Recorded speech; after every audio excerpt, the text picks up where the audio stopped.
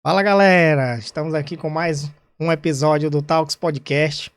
É o segundo episódio da segunda temporada. Será o quinto episódio, né, do nosso canal.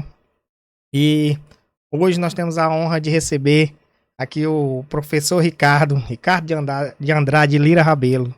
Né, ele é um grande nome de peso, um grande amigo também. Já passou a, a, a negociar com a gente, a trabalhar junto com a gente no dia a dia. E aí eu fiz esse convite para ele, ele veio trazer um pouco do que da vida dele, né, da vivência que ele tem no dia a dia, como professor, como empresário, né, como um grande formador que é. Eu acredito que ele tem muito a agregar para nós aqui hoje. A gente vai aprender com ele e debater bastante de muita coisa aqui. Eu quero pedir para vocês que não assistiram o episódio anterior, vou deixar aqui no card para que vocês também olhem. A gente falou muito sobre o marketing, sobre tendências, sobre trade marketing. Falamos sobre um planejamento de carreira. E é muito legal para vocês também acompanhar o primeiro episódio que está aí no card para vocês acompanharem.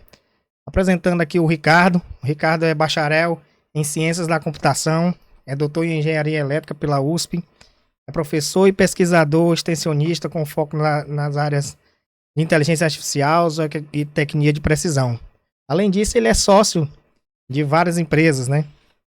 Que ele vai contar aqui pra gente. Ricardo, é um prazer ter você aqui, né? Seja muito bem-vindo e eu espero que você também possa aprender junto com a gente e dividir com a gente todo o seu conhecimento. Juan, seja bem-vindo. Fala galera, Renilson, é uma satisfação enorme participar aqui do podcast do Talks Negócio e Gestão, um podcast que eu acredito que ele é transversal, ele tem público desde da criança, né, do infantil, até, né, pessoas com a idade mais avançada, porque é um tópico que envolve diversos públicos. Pessoas com idade mais avançada já têm uma experiência, podem compartilhar a sua trajetória. E o Talks também ele pode, né, agregar conhecimento para quem está começando, né, e começar ali na infância, na adolescência. Exatamente. Então, né, eu parabenizo pela iniciativa do podcast e eu fico muito honrado e muito orgulhoso de ter recebido o convite. Eu que agradeço você por estar aqui e muito boa essa sua percepção, porque você veio exatamente na ideia que do projeto, né? É realmente de abranger um todo. A gente fala Sim. em negócio de gestão, mas gerir a família também é um processo de gestão, né? Você, o pai, a mãe que está em Isso, casa também, né? Você educar também é como um empreendedorismo, né? isso. Faz parte dessa situação. E a abertura desse espaço é para tudo isso. É para abrir o conhecimento para todas as áreas. Seja empreendedor, seja um professor, seja, né, Sim, um profissional. A exatamente. ideia nossa também é trazer profissionais, é mostrar, Ricardo, é, o dia a dia daquele profissional. Muitas coisas, muitas profissões, as pessoas não imaginam como que é o dia a dia, como que é o dia a dia de um açougueiro, como que é o dia Isso. a dia lá do profissional, né, de um repositor. Isso. Então a ideia nossa também é trazer, é dar voz a essas profissões. E assim, você como educador, como professor, você sabe o quanto que é importante, né, de dar voz, de dar oportunidade. Ricardo, eu queria que você falasse um pouco da tua trajetória, né? Até pra gente se situar, a gente conversar. Eu sei que a gente tem muito, eu acho que uma hora vai ser pouco aqui pra gente falar de tanta coisa. Mas eu acredito que vai ser bem enriquecedor. Não, tranquilo, Genilson.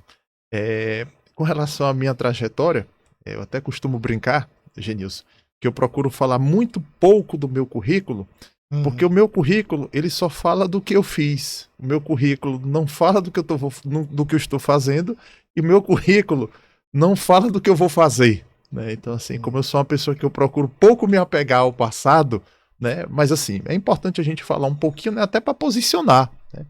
Então, Genilson, do ponto de vista mais educacional acadêmico, eu fiz boa parte do meu ensino, né, no Colégio São Francisco de Sales, Colégio Diocesano, aqui em Teresina. De lá fui para bacharelado em Ciência da Computação.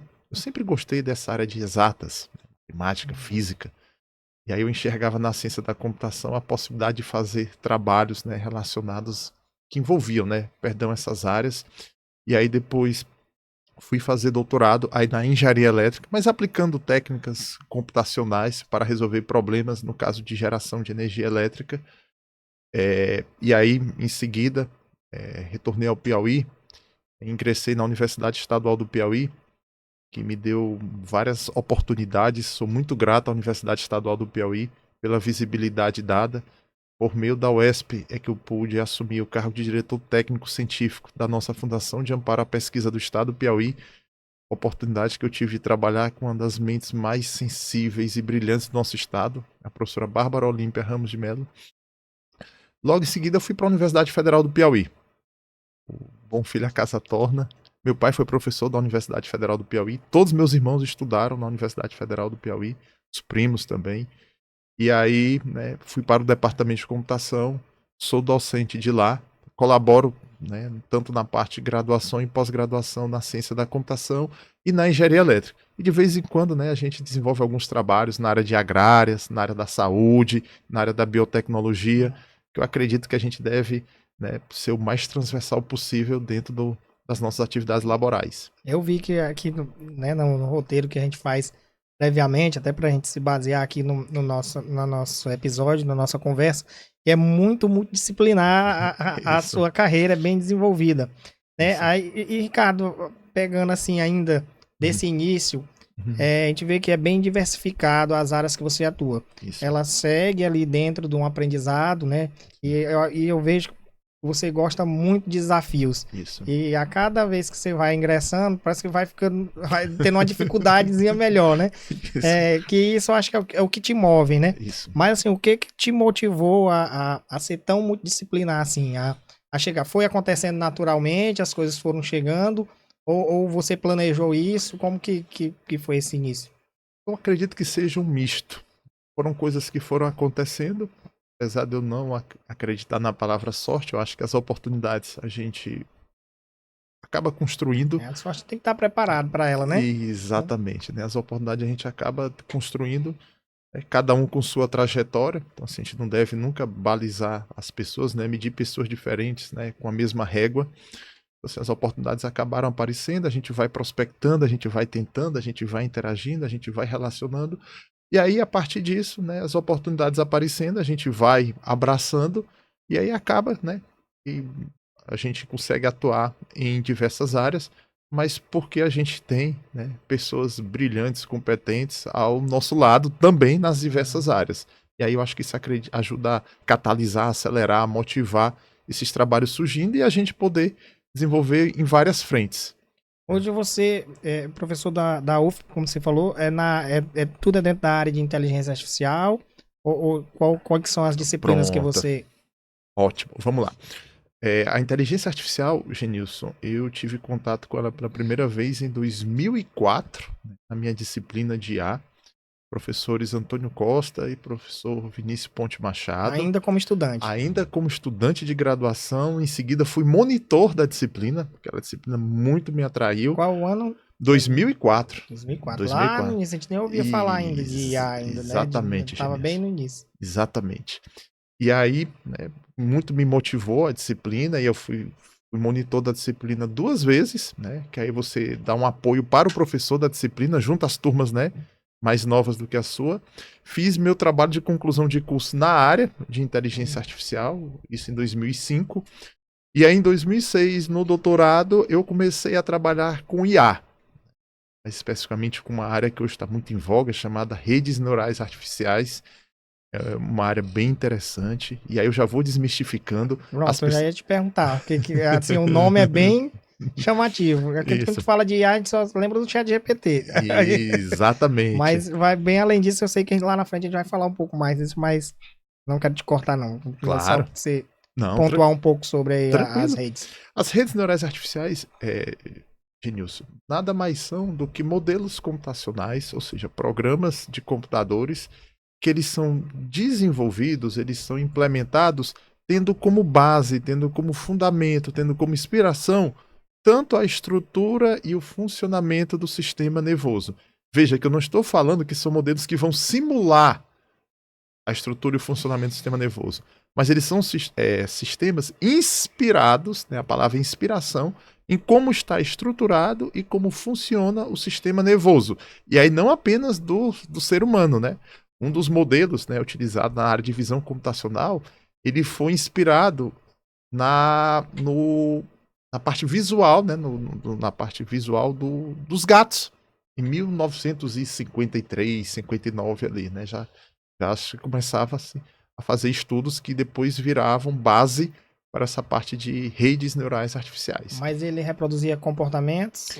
Na verdade, a ideia era entender como os gatos, né, processavam dados visuais para que pudesse fazer com que o computador, né, processasse as imagens, analisasse as imagens, mas assim, eu procuro muito deixar claro para as pessoas, a ideia não é simular como o cérebro está estruturado ou funcionando, mas é usar qual é o princípio, qual é a inspiração para aquilo dar certo e replicar. Porque, na verdade, Genilson, até para já ir desmistificando, quando se fala em inteligência artificial, de uma maneira assim um pouco simplista, nada mais é do que matemática, estatística, programação, claro, outras áreas também, filosofia, não tem como você falar em algo do conhecimento sem falar da filosofia, da psicologia, enfim, de outras áreas, mas não tem magia, não tem.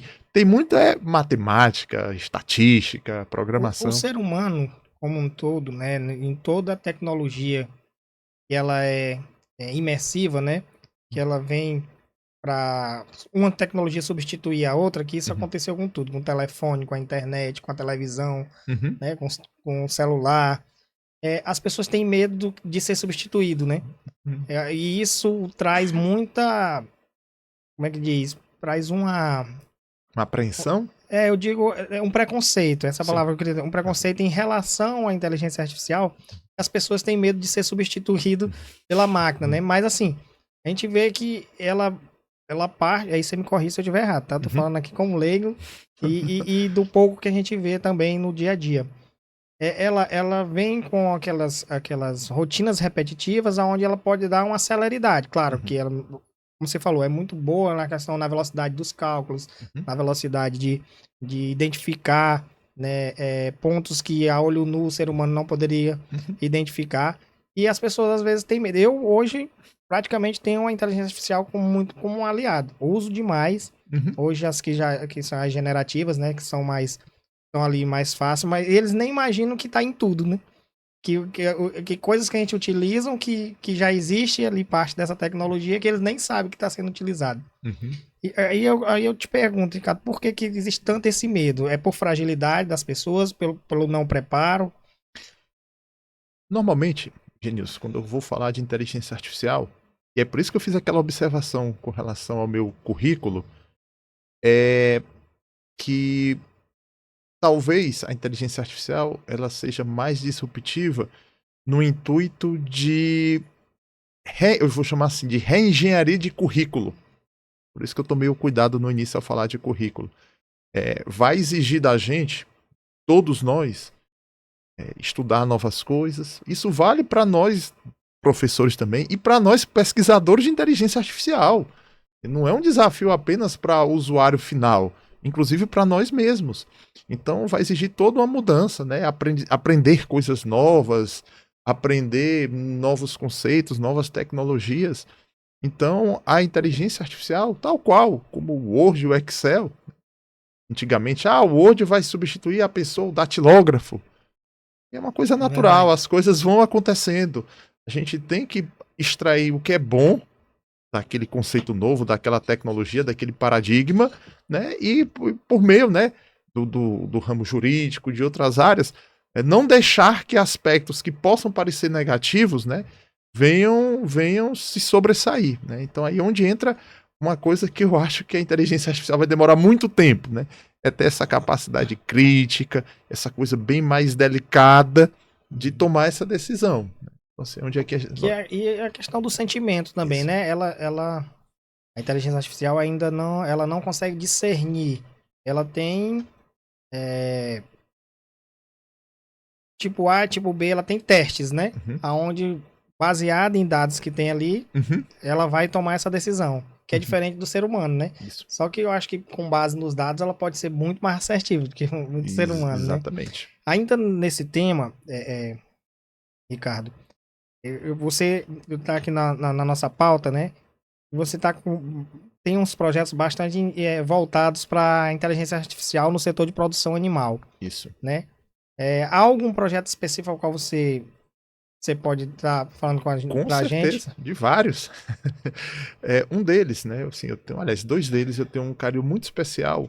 E foram dois projetos que resultaram, inclusive, em startups com amigos professores da Universidade Federal do Piauí, tanto aqui do campus Ministro Petrônio Portela, em Teresina, professor Zé Lindenberg, professor Natanael, quanto uns amigos, também irmãos, professores do campus Senador Ovidio Nunes de Barros, em Picos, né? Professor Antônio Oséias, professor Romueri, professor Flávio Henrique, que foram dois aplicativos, Genilson, que a gente faz a predição de peso de animais, no caso ovinos, cordeiros, por meio de medidas morfométricas, né, medidas do animal, mas já está em curso a predição de peso por meio de imagens, como telefone celular.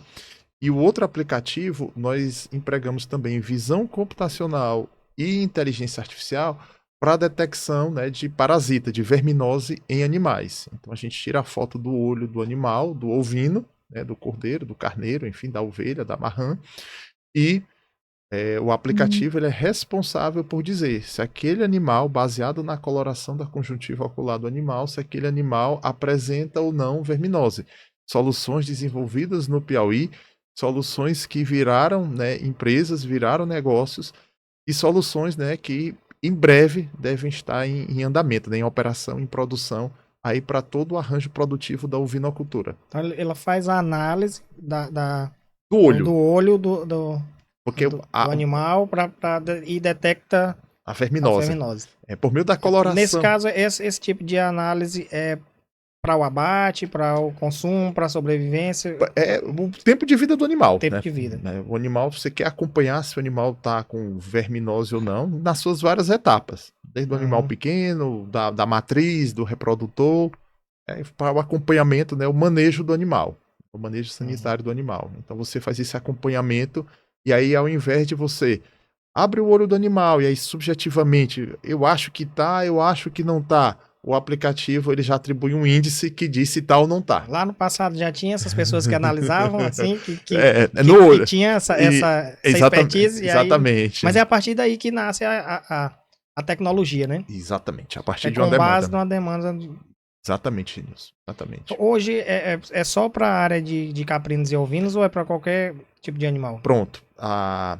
Essa solução, tanto Pré de Peso quanto o Famacha app, são os dois aplicativos, hoje eles são muito voltados à ovinocultura, né? A parte de carneiros, ovelhas, etc.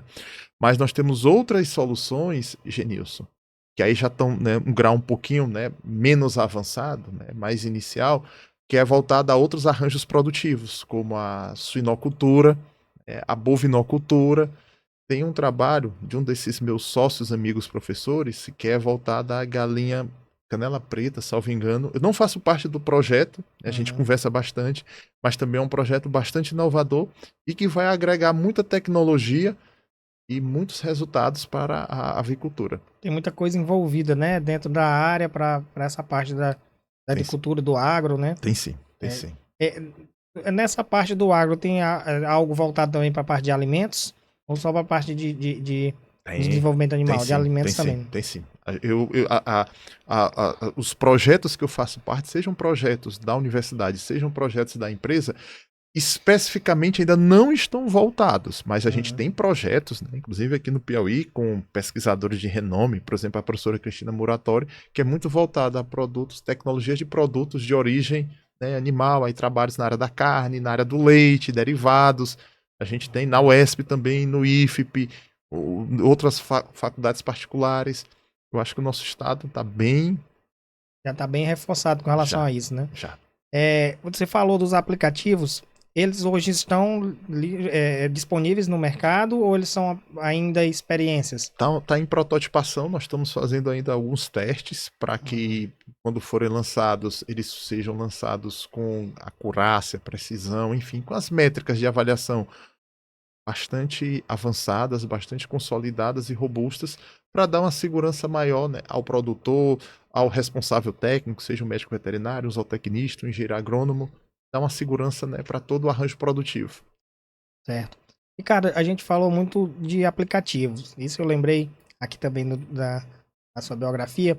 Você é bem conhecedor também da internet das coisas, Isso. né? Que também é uma parte bem desenvolvida e que bem presente também no dia a Sim, dia, depois ali da Alexa, né? Daquele, isso, da Google, daqueles isso. aplicativos, que ali é a pontinha do iceberg de muita Uhum. coisa que pode acontecer. O que você pode explicar pra gente, para os Pronto. nossos ouvintes, quem nos acompanha, o que é essa internet das coisas? Você pode ser bem específico assim, que às vezes a gente pensa que todo mundo conhece, mas pode ser uma novidade para muita gente. Não, claro, claro, temos o maior prazer. O nome Internet das Coisas, diferente um pouquinho da inteligência artificial, ele é um nome que o próprio nome já sugere o que seja, né? Internet das Coisas. De uma maneira assim bem simplista, nada mais é do que você conectar coisas à internet. Há alguns anos atrás, o que ficava conectado à internet eram computadores, desktops, notebooks, impressoras. Mas hoje não. Hoje praticamente tudo está conectado à É o internet. carro. Até o carro, até o carneiro, Até o carneiro. até o carneiro, até o suíno está Verdade. conectado à internet. Então, nada mais é do que você conectar coisas e objetos à internet, né? Visando Hum. aplicações. Então, a área de saúde inteligente, a área de cidades inteligentes. Ah, eu posso ter um sensor que meça, sei lá, a quantidade de lixo numa lixeira. E aí avise que está acima de um patamar, e aí o caminhão do lixo, enfim, né, passa e recolhe aquilo ali. Olha aí a aplicação da internet das coisas. Na área do agro, é uma área assim que a gente bate bastante nessa tecla, a questão de conectar coisas e objetos, seja uma fábrica de ração, né, que controla o estoque, ou o próprio comedouro dos animais, ou a contagem dos animais. A gente já fez um projeto em uma outra empresa nossa, em que a gente contava cordeiros por meio de RFID, equipamento de identificação por radiofrequência, Hum. que talvez foi a tecnologia em 1999 que fez o termo internet das coisas ser cunhado, né, e ser avançado. Então, né, nada assim, de uma maneira bem simplista, é conectar coisas e objetos à internet. Interessante. Essa questão, eu acho que eu já ouvi falar algo bem com relação a isso da contagem que você fala, né? Vai bem ali da visão do pastor, né? Era o cara que Isso. tinha que cuidar das ovelhas. Hoje não. Você já tem ali via é, é, laser, algo Isso. assim, né? Onde faz essa contagem. Bem interessante que quando a gente falou de internet das coisas, a gente já leva só para dentro de casa, Isso. né? E você foi bem abrangente com Isso. relação a esse ponto da internet das coisas. Muito bacana. Ricardo, agora como professor e pesquisador, né? Você tem também, além de todos esses processos, de toda essa parte aí de desenvolvedor, né? De estudo, né? Você também pesquisa e tem a missão de formar, né? De Exatamente. formar muitas pessoas, de passar o seu conhecimento para várias pessoas. Como que você equilibra esse dia a dia entre a pesquisa, as atividades, né? Toda essa Uhum. extensão. Como formador, que você poderia dizer como a gente controlar isso? Ah, pronto. É, professor, pesquisador, extensionista. Extensionista, é, como é uma das pegadas que eu mais curto dentro da universidade, que é você aproximar a sociedade do que está sendo produzido dentro da universidade. Então, por meio de simpósios, seminários, workshops, realizar eventos, realizar cursos de extensão, trazer a comunidade para fazer aquelas atividades, replicar essas atividades na comunidade. A pegada extensionista é uma pegada assim que eu tenho um carinho muito grande. É a hora que eu costumo dizer que eu presto contas com quem paga meu salário, que é a sociedade. Eu sou servidor público. Então, se a sociedade paga meu salário, eu tenho que Prestar o serviço para ela, né? prestar o serviço para Você ela. devolve, né? O que ela aposta em você, você devolve com conhecimento. Exatamente, com eventos, com interações, networks, enfim. Então essa pegada extensionista é uma pegada assim que eu tenho um carinho especial e como eu volto a dizer, é a hora que eu presto contas com meus patrões. A área da pesquisa é a área no qual a gente procura contribuir com o incremento, o aperfeiçoamento do conhecimento científico. Então, soluções que ainda não existem, por meio da pesquisa, por meio de muito estudo, com os nossos alunos de graduação, com os nossos alunos do mestrado, com nossos alunos do doutorado, com os alunos que eu supervisiono de pós-doutorado. A gente procura agregar né, trazer contribuições ao conhecimento científico e, né, professor extensionista, pesquisador e o professor mesmo, né, de sala de aula, que é uma pegada que eu gosto bastante. A sala de aula, ela é um ambiente desafiador no bom sentido, de você estar sempre procurando inovar. Cada turma é uma turma diferente, cada aula é uma aula diferente, não tem como repetir. Às vezes eu escuto muito, o aluno de hoje não é igual ao de 10 anos atrás. E eu digo, ainda bem, as coisas evoluem, as coisas mudam. Então, Não são iguais, mas para melhor, né? exatamente. E esse desafio cabe a gente, né, por meio de muito estudo, muitas reflexões. E aí, como a gente trabalha na modalidade de laboratório com os nossos alunos pesquisadores, e de uma maneira em que eles têm autonomia para conduzir suas atividades, nosso papel é só fazer uma regência, a gente consegue, né, fazer esse equilíbrio do ponto de vista da universidade, para ter o equilíbrio com o lado empreendedor, o lado familiar, né, e também o lado atleta de futebol. Né? Tá bem. Vamos chegar lá nas curiosidades lá na frente. Como professor e empreendedor, hoje você é um professor que motiva essa questão do trabalho do empreendedorismo.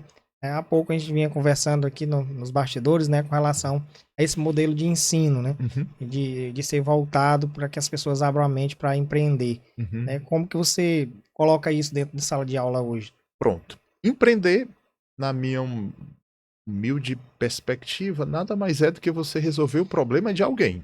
Você resolveu o problema de alguém, ali você está empreendendo. A universidade, o conhecimento científico, ele vem para que aquela solução que você está propondo, ela tenha fundamento. Quando alguém chega e pergunta, Genilson, isso que tu está me propondo como solução é garantia que dê certo? Tem alguma coisa por trás? Tem alguma coisa que me garanta? Então eu acho que a universidade, também temos os institutos, os próprios colégios de ensino médio e fundamental, eu acho que é uma oportunidade também de se trabalhar o empreendedorismo, mas vou pegar o caso das universidades para exemplificar, não apenas, mas só para exemplificar. É o local em que você trabalha com o aluno durante 4 anos, especificamente o caso do meu curso, Ciência da Computação. E aí você incute no aluno, você tem uma míriade, um leque de disciplinas, engenharia de software, robótica, inteligência artificial, que dali você pode criar soluções para resolver o problema de alguém. Então criar esse mito de que empreender é algo ruim, é algo desafiador. Isso aí é fato. Não é fácil. Não é fácil. E quanto mais eu conheço a história de grandes empreendedores, e dentro do nosso estado do Piauí temos vários, a gente vê, maravilha, é desafiador, é interessante. Então vamos lá usar o conhecimento das áreas para a gente, né, gerar solução, gerar valor, gerar produto, gerar serviço para outras pessoas. Então eu procuro trabalhar muito, Genilson, né, como professor, é um pouco essa quebra do mito, essa coisa inteligência artificial, internet das coisas, empreender. Eu não estou dizendo que são coisas simples, mas eu acho que são coisas que a gente deve encorajar, motivar. Empreender não é não ter medo, é você planejar, executar, controlando o cenário, né, para que o medo fique um pouco na retaguarda. Mas o medo, a ansiedade, isso é natural. E você trabalha com muitos alunos ali que a parte técnica é fundamental dentro da área ao qual eles escolheram, que estão estudando e escolheram para seguir. Né? E se transformar um empreendedor, aí você vai concordar ou discordar comigo no caso dessa pergunta. Se tornar um empreendedor vai depender mais da força de vontade, do network dele, né? E desse espírito. É por isso que eu lhe fiz essa pergunta com relação a essa motivação. Sim. A universidade em si, ela é voltada para esse lado também, de formar esse empreendedor ou de formar apenas ali o aluno em um professor ou em apenas um auxiliar ali da área, né? Um profissional da área. Auxiliar não, um profissional da área. Eu acredito que com essas mudanças curriculares que nós passamos, que nós estamos atravessando, com a consolidação dos programas de pós-graduação, com a consolidação das ações de extensão, com a consolidação das ações afirmativas, às vezes as pessoas pejorizam o termo cota. Cotista, não, são ações afirmativas necessárias para garantir o ingresso da universidade de várias pessoas que em outras situações não teriam condições, não por incapacidade, né, mas por ausência de condições, sejam financeiras, seja de fixar uma residência, né, no local onde fica as universidades. Então eu acredito que com todo esse arranjo, com toda essa sincronia que está acontecendo, tanto na parte de ensino, pesquisa, pós-graduação, extensão, assistência estudantil e comunitária, eu acredito que essa perspectiva do empreendedorismo, ela está, né, bem presente no conceito dos cursos. Agora a gente entende que cada curso tem sua dinâmica própria, cada área tem sua dinâmica própria, tem os seus focos, tem as suas perspectivas, mas eu acredito que está se consolidando tal qual pós-graduação, extensão, cultura, assistência estudantil e comunitária. Vem se completando, né? Cada um dentro do seu negócio. Ricardo, a gente vê nas notícias e acompanha bastante, né? Com relação agora ainda à parte agrícola, né?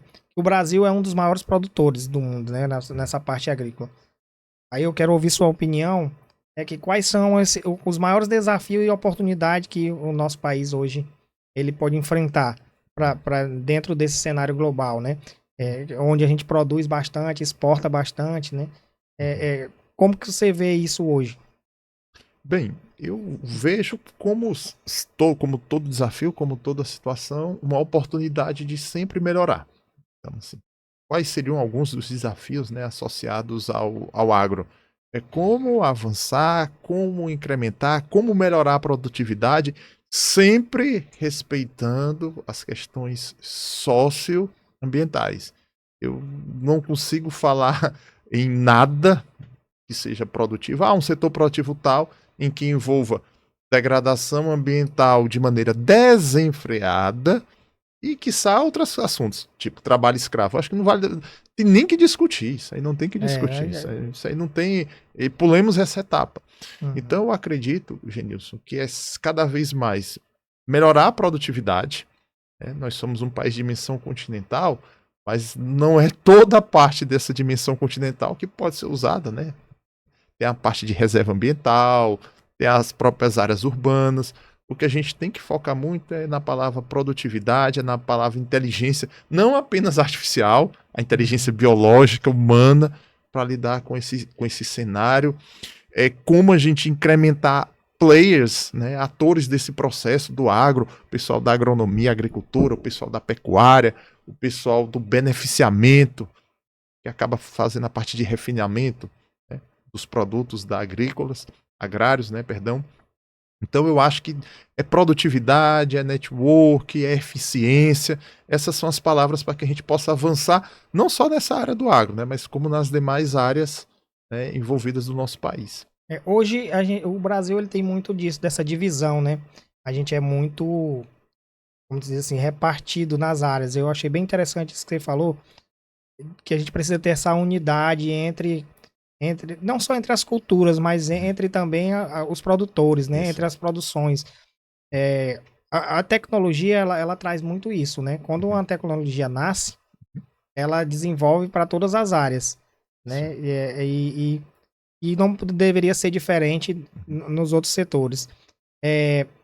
Hoje na medicina a gente vê a tecnologia já ajudando bastante em muitas situações, né? A própria inteligência artificial vem chegando com muita força. Você pode comentar algo com relação a isso, também na parte medicinal? Sim, na área médica, eu conheço vários trabalhos, inclusive eu tenho amigos queridos, né, praticamente irmãos, que desenvolvem trabalhos nessa área. Eu tenho um caso de um querido amigo, professor do IFE, professor Ney Paranaguá, professor dessa nossa área de computação, fez mestrado, doutorado e é empreendedor, e nas suas empresas ele desenvolvia soluções relacionadas à área de saúde em que utilizava inteligência artificial. Um outro amigo, o professor Pedro de Alcântara, da Universidade Federal do Piauí também. Tem amigos médicos, tem o Gustavo ortopedista, o Alisson ortopedista, são amigos, né, especificamente que até desenvolveram soluções, participaram agora recentemente de um programa junto ao MIT, nos Estados Unidos, e tudo isso made in Piauí. Então você percebe que nós estamos bem posicionados e talvez a tecnologia seja um fator que permita que essa desigualdade que nós temos perante outros estados, ela diminua. Eu não sei se num cenário, né, sem internet, sem tudo isso ao nosso redor, se fosse aquela estrutura tradicional, estrutura física, de prédio, de biblioteca tradicional, não a biblioteca digital como se tem hoje, se nós teríamos, né, toda essa infraestrutura para nos posicionarmos na fronteira do conhecimento. Essa seria uma das perguntas que eu ia lhe fazer agora, até com relação ao nosso estado, né? Uhum. Você é um desbravador dessas tecnologias dentro do estado, é uma pessoa que é bem à frente disso, né? Uhum. É isso que eu ia te perguntar. Como que a gente pode enxergar o nosso estado hoje em relação a essas tecnologias? O Piauí, no Brasil inteiro, sempre foi visto como um estado pobre, né? É como as pessoas enxergam a gente, não conhecem realmente o valor cultural, o quanto que a gente tem de belezas naturais, de tudo, não só no turismo, mas como um todo. E também na educação. A gente é destaque, né? Nossas escolas são destaque em vários momentos para o país inteiro e mostra a força do nosso estado. E no nível de tecnologia, como que a gente é visto perante os outros estados? Bem, com relação ao nível de tecnologia, eu acho que é importante frisar uma conquista muito grande que o estado do Piauí teve, que foi a criação, por meio do governador do estado do Piauí, o excelentíssimo governador Rafael Fonteles, da Secretaria de Inteligência Artificial. É a primeira secretaria que eu conheço de inteligência artificial a nível de estado, caracterizando a inteligência artificial não mais como um programa de governo, mas como um programa de estado. É o estado do Brasil, uma das unidades federativas, que entendeu, compreendeu o papel da inteligência artificial, não apenas como a gente enxerga como chat GPT ou como coisas do tipo, mas usada, inclusive, para aperfeiçoar, aprimorar serviços públicos. Então, assim, claro, é uma secretaria nova, uma solução... De que modo ele faz isso, Ricardo? Ela é uma secretaria nova, Genilson. Então, assim, ela ainda não tem um produto pronto. Eles estão naquela fase de prospectar, de entender como as coisas acontecem. Está na base ali. Na base, como é que acontece no Detran, como é que acontece na Secretaria da Fazenda, como é que acontece nos diversos órgãos, para entender esse conceito, os requisitos, o que é que se precisa para que se possa desenvolver. Mas isso é voltado para performance? Acredito que é voltado para a performance, atendimento ao público, né, a qualidade do serviço ao cidadão. Eu enxerguei como piauiense, como professor, como pesquisador, uma conquista muito grande do nosso estado, a criação dessa Secretaria de Inteligência Artificial, o hub de inovação que o Piauí também tem, né, aqui bem localizado, que é uma oportunidade em que as empresas, o poder público, enfim, todos que possam trabalhar inovação estejam, né, envolvidos numa sinergia. Então eu acredito bastante no estado do Piauí inovando. Bem interessante isso que você fala com relação à inteligência artificial para dentro da política, né? Porque a gente vê aí no dia a dia, até a gente está vendo aí as eleições para prefeito, e como não deixar de falar dessa guerra aí dentro da prefeitura de São Paulo, né? Aonde muitos candidatos, por meio das redes sociais, vem tendo essa polêmica em volta disso. E entrando a inteligência artificial dentro da política, né? Como que isso vai... Qual a sua visão que isso pode afetar? A rede social com menos capacidade já está gerando a polêmica que gera só pelo tráfego ali, por você conseguir gerar algumas coisas. A gente fica imaginando com a inteligência artificial, como que não pode... O que pode ser feito? Exatamente, Genilson. É um cuidado, que eu repito, né, que nós temos que ter, porque é o ponto em que as pessoas olham, né? Ah, inteligência artificial, pode ter fake news, etc, etc. Eu acho que pode dar um alcance à plataforma, a programas de governo. Como seria o acesso a um programa de governo antigamente, né? Hoje você tem acesso a uma página web do candidato, e aí você tem acesso ao plano de governo, ou fulano me manda aí por meio do aplicativo. Transparência ali, né? Então eu prefiro encarar sempre positivamente.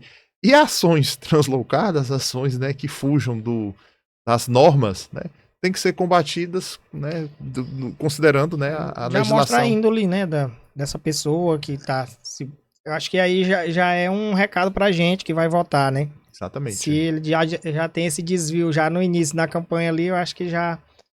Assim, eu faço essa pergunta porque as perguntas não são minhas, né? Sim. São perguntas para o público, Sim. que eu acredito que pode ser dúvida deles. Uhum. Mas eu vejo que qualquer tecnologia, né? Qualquer coisa que venha para somar, ela pode ser usada tanto para o bem quanto para o mal. Exatamente. Vai depender de quem a movimenta, não é isso? Exatamente. De quem está manuseando. Eu acho que está mais dentro do sentimento daquela pessoa do que na própria ferramenta. Um carro ele pode ser usado para ir e vir, quanto pode ser usado para matar uma pessoa, pode ser usado, né? Assim é com as tecnologias. Você concorda com isso? Concordo totalmente, Genilson. Essa sua perspectiva, além de, na minha opinião, muito pertinente, ele acaba sendo muito sensível, que mostra a preocupação de diferenciar o uso de algo para os bens da sociedade, o bem do cidadão, como para algo, né, que não... Acho que não vale a merece. pena a gente dar ênfase nisso, né? Nosso tempo é tão pouco. Ricardo, já partindo aqui mais agora para o lado pessoal, né? Uhum. Você mencionou para mim que gosta de se reunir com pessoas diferentes, de diferente ponto de vista. Exatamente. Né? Eu não tinha essa perspectiva antes, mas venho me mostrando nisso que eu vejo hoje, eu tenho essa percepção que o que molda as pessoas, o que faz a pessoa crescer é você estar em ambiente diferente e pessoas diferentes. Né? Quanto mais você se conecta com pessoas diferentes, né, com ambientes diferentes, você mais agrega, você mais consegue, que é que o network que a gente vinha falando, né? Como que isso influencia nas suas decisões, na sua vida pessoal enquanto profissional, essa convivência, essas mudanças? Fundamental. As diferenças, são fundamentais para o nosso engrandecimento. Sem as diferenças, sem o contraditório, sem o pensar diferente, sem aquela visão diferente para algum cenário, alguma ideia, para mim é fundamental, gente. É algo que eu pratico, inclusive, não só como professor, mas nas empresas. Em uma das empresas, eu até brinco com a minha diretora de qualidade. Eu falo para ela, eu vou falar aqui uma ideia, mas, pelo amor de Deus, procure defeitos na minha ideia, procure não concordar comigo, e etc. Porque eu não me vejo mais burro, mais inteligente, mais atual ou mais obsoleto, se uma ideia minha, né, não está bem contextualizada, não está bem embasada. Eu quero é que se traga contribuições. Isso vale para tudo, discussões políticas. Eu vou reunir aqui várias pessoas para discutir o mesmo pensamento que o meu, então a gente vai estar replicando, é como se eu estivesse falando para o espelho. Então, assim, caramba. Não desenvolve, né? Não evolui, né? Não evolui. Na mesma vertente sempre. Exatamente. Respeitando, obviamente, né? Eu sempre faço questão de mencionar. Respeitando, né, os princípios, os valores, né? Porque afinal a gente tem todo um ordenamento jurídico, a gente não tem todo Porque existe uma grande diferença, às vezes, quando você abre o espaço para a pessoa dar uma opinião, sim, né? Opinião não é decisão, sim, né? É diferente. E vem aquela pulgazinha da crítica construtiva, né? Sim. As pessoas confundem. Muita gente, ela quer aproveitar do momento para lhe criticar e usa da famosa crítica construtiva, que eu acho que é diferente disso que você está pontuando. Sim. Aí é uma discussão de ideias, né? Exatamente. Isso que você pontuou. E, Ricardo, e que sugestão você dá para as pessoas de como trabalhar isso? Como desenvolver esse processo? É uma coisa que nasce com a gente, você desenvolve, você consegue sair, evoluir? Evoluir. Eu acredito muito na evolução, eu acredito muito no erro. Você vai dizer, professor, mas você não acredita, né, no acerto? Claro, eu acredito no acerto. Mas eu acredito que o erro e a reflexão dele fazem com que a gente evolua e tome decisões mais assertivas, mais consistentes e mais robustas no futuro. Então, no momento em que eu estou aqui, pai de família, etc., né, quero viver ainda por muitos bons anos e quero viver melhor, eu tenho que, obviamente, né, me fundamentar melhor, embasar melhor meus princípios de vida. Então, nada melhor do que ouvir de pessoas diferentes. E quando eu falo pessoas diferentes, não é só pessoas mais velhas do que eu. Até meus alunos, né, eu procuro discutir muito. Lá no laboratório a gente criou uma figura da cesta cultural, em que a gente fica bem à vontade discutindo coisas que fogem, muitas vezes, àquela temática da sala de aula. E aí é um exercício, Genilson, que eu procuro praticar aí seja dentro de casa, seja nas empresas, seja na universidade, não se trata de eu provar que eu estou certo, porque eu provar que eu estou certo, pode ser que lá no futuro venha uma teoria e contradiza o que eu estou dizendo agora. Nada é para sempre, né? Exatamente. Acho que sempre tem algo que vai... Exatamente. Então, assim, esse da diferença é fundamental, fundamental. Dentro até do nosso dia a dia ali, pegando bem esse gancho que você falou, dentro do marketing a gente chama ali do brainstorm, né? A chuva de ideias. O que eu tenho motivado a minha equipe hoje é de se abrir. As pessoas, elas hoje são muito retraídas com medo da negação, né? Então, a gente tem muita gente inteligente na equipe, muita gente capacitada, mas são pessoas que são retraídas, não conseguem colocar para fora. E quando a gente fala de ideia, não existe ideia boba, né? Eu acho que ela tem que ser testada. Toda ideia ela tem que ser testada para poder você até ver o desempenho daquilo, se realmente vai. É como você falou, o erro está a serviço do aprendizado. Exatamente. Se naquele momento ali a gente não conseguiu ir para frente, né? A gente vai ter que ter uma nova forma que não é aquela, para poder as coisas se executarem, né? Eu te fiz uma pergunta também, né? Eu te pedi, na verdade, uma frase, né? Até dentro desse contexto, eu coloquei justamente esse momento. Eu sabia que a gente ia chegar nesse ponto, né? Que é uma frase que você colocou como bem significativa para você, e diz que ao lado dos bons a gente fica melhor. Exatamente. Né? Como que essa filosofia tem guiado a sua trajetória e o que você pode trazer para nós dentro do contexto dessa frase? Essa é uma frase que eu aprendi recentemente, eu li recentemente assim, né? Alguns poucos anos, e que cada vez mais na prática a gente percebe o impacto que ao lado dos bons a gente fica melhor, né? Então, o que é que essa frase para mim me diz, né? O que é que ela né, permite a gente construir? Até alinhado com o que a gente falou antes, né? Da diferença, né? Conviver com pessoas diferentes. A gente até já conversou em outros momentos, Genilson. Você contou um pouquinho da sua trajetória de vida, você contou como você ingressou num importante grupo, eu posso dizer, não só mais do Piauí, mas a nível Nordeste. Você comentou, Ricardo, eu comecei com a função tal. E com certeza dentro desse importantíssimo grupo a nível Nordeste, tiveram pessoas que você se espelhou, pessoas que você dialogou, pessoas que lhe chamaram a atenção, chamar a atenção não no intuito pejorativo, de assédio moral, não disso, mas de, tu cometeu um erro aqui. Guiar pelo melhor caminho. E hoje, você chegou num patamar que muitos profissionais de diversas áreas, especialmente administração, ciências contábeis, economia, teriam vontade de chegar. Então eu vou começar contando esse seu exemplo, e aí eu vou contando outros exemplos. Eu tive a oportunidade no colégio, nas universidades que eu participei, de conhecer pessoas brilhantes, e aí o mundo do empreendedorismo foi algo que me permitiu também conhecer, ampliar meu network. A coisa que eu sou mais grato ao empreender não é fazer negócios, não é criar soluções, mas foram as pessoas que eu conheci. Eu pude conhecer fisicamente pessoas que há 10, 15 anos atrás eu vi estampando capas de jornal. A maior construtora do estado, a maior rede atacadista varejista do estado, o maior industrial, a maior construtora, e eu poder dialogar, conversar, apertar a mão dessas pessoas, a maior beneficiadora de leite do estado. E aí, ao lado dessas pessoas, inspirado nessas pessoas, Genilson, é que a gente se motiva e que a gente vê, inclusive, os erros, né? Dada a liberdade que esse network me dá, alguns se tornaram amigos pessoais.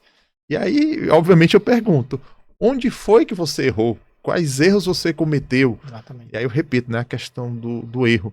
Eu até vi recentemente uma reportagem, agora não me recordo o local e nem a pessoa que foi entrevistada, que ela comentando que na questão de financiar empresas, né, ou empreendedores, ela tinha uma inclinação especial por financiar pessoas que empreenderam e quebraram, ou que empreenderam e deram errado, ao invés de alguém que nunca empreendeu, né? Quer dizer, a pessoa, não, vou emprestar para quem nunca quebrou. porque quem nunca quebrou. Não. Porque ele tem uma experiência ali, né? É aquilo que a gente tava falando, ele sabe o que não deve ser feito. Exatamente. Por esse caminho aqui não vai dar certo. Por esse aqui a gente não testou ainda, vamos testar. É aquela história da ideia que a gente tava falando, né? E aí, quando você está imerso, Genilson, com pessoas boas, e é isso que eu procuro trabalhar bastante na universidade e também nas nossas empresas, quando a gente está ao lado das pessoas boas, pessoas comprometidas, pessoas de índole, pessoas honestas, humildes, a gente percebe como o nosso dia a dia melhora, como a nossa formação melhora, como as nossas atitudes melhoram. Então, essa frase, ao lado dos bons é que a gente fica melhor. Para mim, ela é uma frase que guia, que motiva, que só não está colocada no espelho, né? Porque como o espelho é compartilhado com minha esposa, ela achar estranho, né? Uma marcação daquela. Mas enfim, bola para frente. Pode marcar que ela, a marcação vai ser dela, né? Vai ser dela. Ai, onde é que eu vou me maquiar? Onde é que eu vou? É isso aí. A família é a base da gente, né? A nossa principal inspiração, né? Total. Minha maior inspiração é minha avó materna, Dona Terezinha de Jesus. É uma inspiração e, assim, é uma inspiração tão abençoada, Genilson, que a minha filha herdou pelo menos 2 características dela. De cara, minha filha tem menos de 2 anos de idade, mas eu já percebi 2 características. Os olhos verdes e a zanga. É totalmente da minha avó, exatamente. E aí cobra também? A filha também vem cobrar do pai?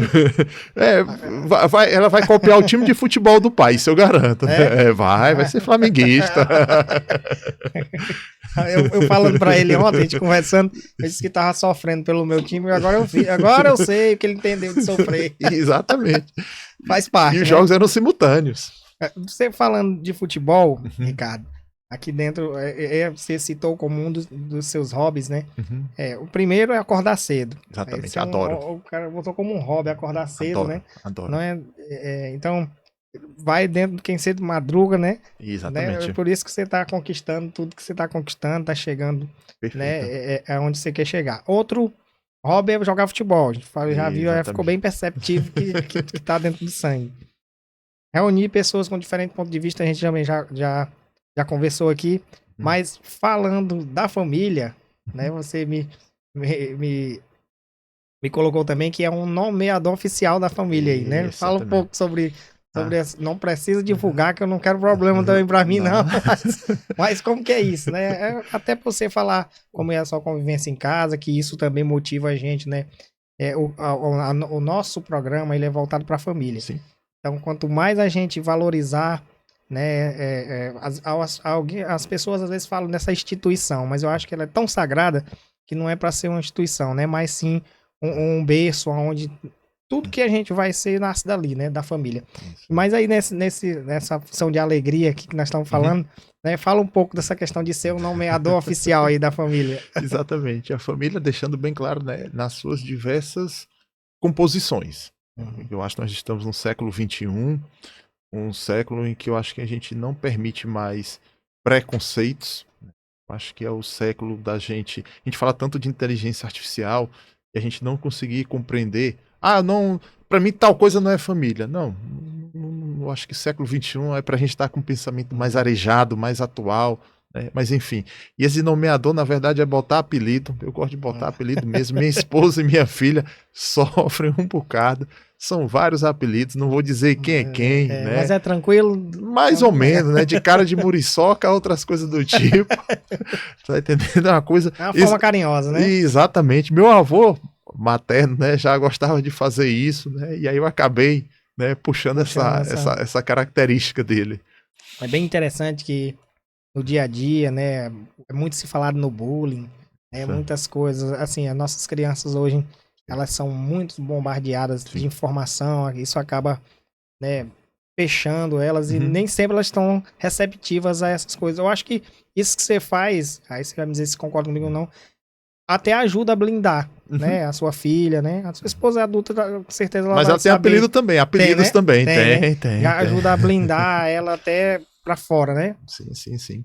A ideia do apelido não é no tom pejorativo, não é no tom diminutivo, não é no tom de reduzir, né, aquela pessoa com suas características, com suas particularidades, mas é mais no intuito de brincar, alegrar, né? de alegrar o ambiente, né? Nesse sentido aí. Ricardo, eu queria que você falasse um pouco também das tuas empresas, né? Aproveitar esse espaço, a audiência que a gente tem, né? Fala um pouco das tuas empresas, o que que elas fazem, onde que Perfeito. estão, Perfeito. o que que elas trazem de benefício para o nosso público, né? Para o público em geral. Perfeito. A primeira, Genilson, ela data de 1991. Percebe-se, né, que eu já estou com uma certa idade avançada, mas não teria idade para tal. Há 33 anos atrás, ela data de 91. Ela foi uma empresa inovadora no ramo da suinocultura, criação de suínos no Piauí. A suinocultura sempre teve muito atrelada ao sul-sudeste.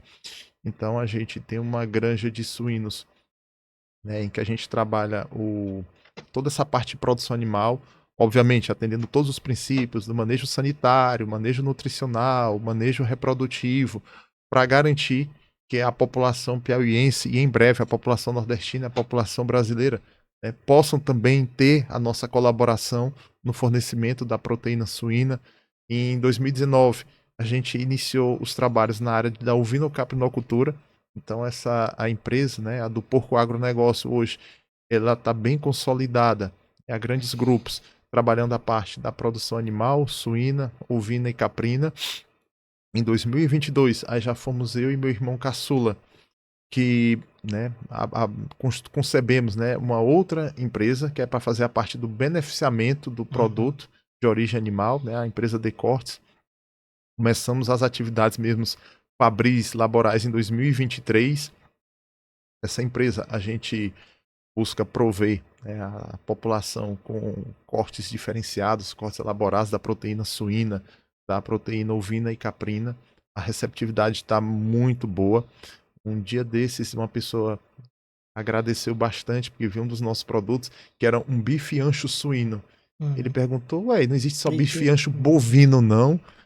E aí a pessoa que teve contato com o bife ancho suíno ficou encantado com aquele produto, um produto bem acabado, um produto de um animal jovem, e passou por todos o princípio. E aí eu realizei um sonho por meio dessa empresa, que foi o de patrocinar um time do futebol profissional do Piauí. No caso, a gente patrocinou o River Atlético Clube nessa temporada, tá apoiando, a temporada já acabou, mas a gente continua apoiando. Eu trouxe até, deixei no carro a camisa do River, mas aí eu fiquei com receio de usá-la agora na entrevista, e eu tenho certeza que minha mãe me vendo com a camisa do River, ela ia dizer assim, tu tá ficando normal, tu tá ficando doido, e aí para evitar, né? E ainda falou no Flamengo, mas ela ficou alegre, né?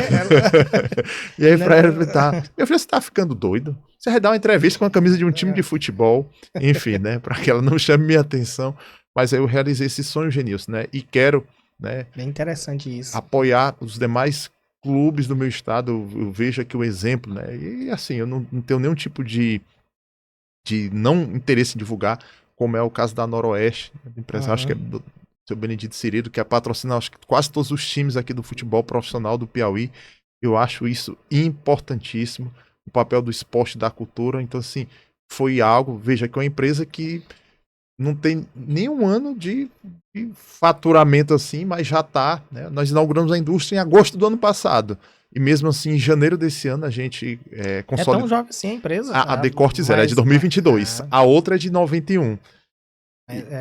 E eu realizei esse no sonho. No mercado você já vê que já parece que tem mais tempo, né, de mercado, mas é toda a experiência. Exatamente, vocês, né, já estão bem... Isso pra gente era um sonho, né? Patrocinar um clube de futebol piauiense. A outra empresa é a Iagro, que foi essa empresa que a gente concebeu junto com os amigos professores da Universidade Federal do Piauí, que aí é a parte de inovação. O termo Iagro é por conta da inteligência artificial?